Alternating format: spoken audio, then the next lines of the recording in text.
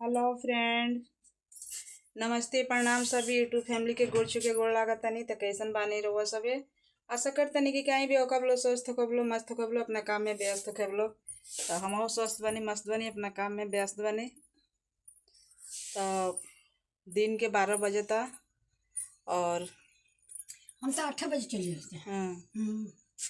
और ये सासू माँ गए रहनी बिया उखारे, सुबह रही के गए रहनी बिया उखारे धान के।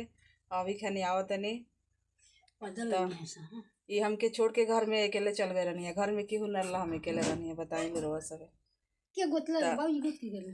हाँ, तब बिया उखाड़ के अभी अबे आवत ने पापा गए रहनी बिया ढोवे खातिर। तो मतलब हमने के एजा बिया ना गिरला, हमने के ही तई बिया गिरे रहला आमा के बहन के यहाँ। तो आमा सुबह के चल गए रहनी बिया उखाड़े खातिर। तो वही हाथे पाते मिलके सबको उखड़वा देनी हलो। और घर में अकेले रहनी है, लड़का नहीं खेलो, लड़का सब आज स्कूले चल गए बैठे लो। अकेले तनको मन ना लागत रहा घर में। तो हम मोबाइल चलावत रहनी और सुत गई है। तो देखी लो रोलो से दिखाओ तनी कितना बिया उखाड़ के लेके आयल बहन लो और उखाड़ के वही रख ले बहन लो।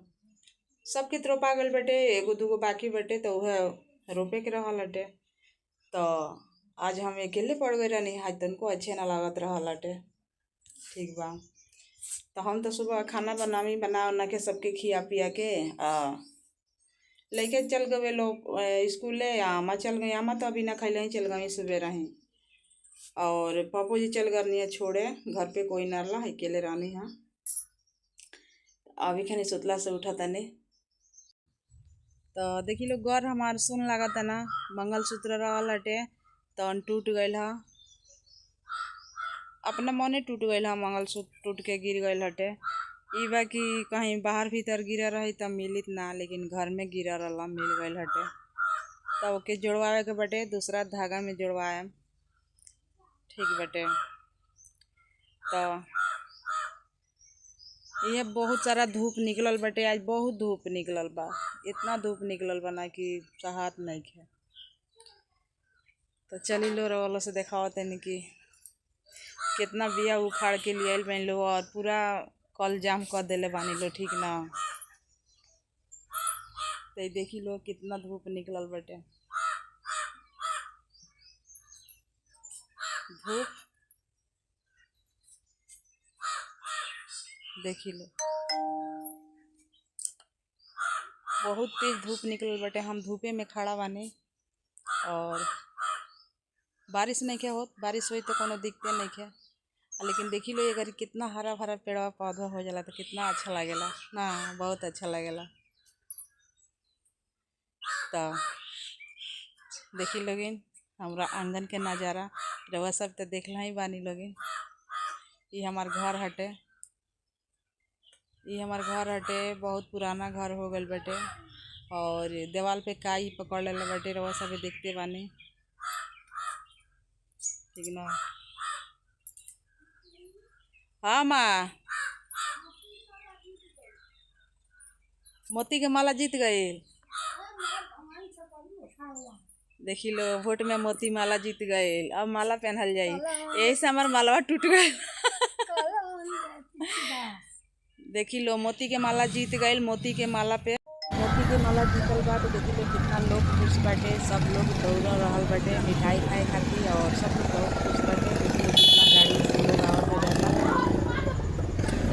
तो थोड़ा सा वीडियो बनावने हाँ, थोड़ा भी अच्छा लगी हमार वीडियो तो रवा सभी चैनल के सब्सक्राइब लाइक शेयर जरूर कर देव लो।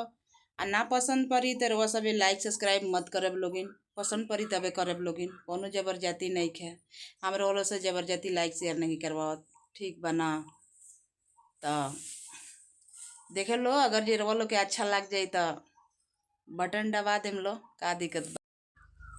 तो देखी लोगिन हमार जहाँ बर्तन धोए नहीं तहाँ कितना जाम कर दिले बानी लो। अब बर्तन हम कहाँ धोई, बर्तन धोए के दिक्कत हो गई। तो यही बोरा में लेके वही हलो, हे दे बोरा में ढो के लेके आनी हलो और पूरा कल जाम कर दिले बन लो।